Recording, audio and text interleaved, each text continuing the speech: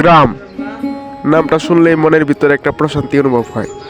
কারণ গ্রামের মতো শান্তি বা মনোরম পরিবেশ, এই প্রকৃতি, বিকালের এই সুন্দর স্নিগ্ধ বিকাল কোথাও দেখা যায় না।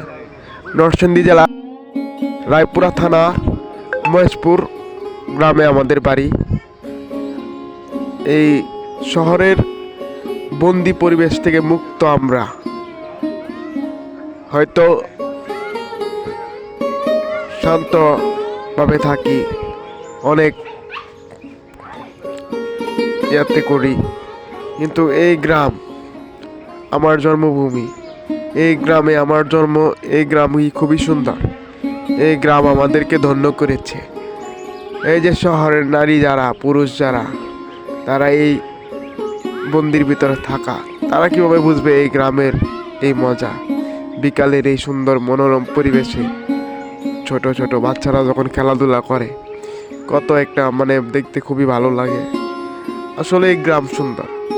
শহর ইট পাথরের দালান, কিন্তু গ্রামেই দালান লাগে। কিন্তু গ্রামে শান্তি আছে, মাটিতেই শান্তি মিলে।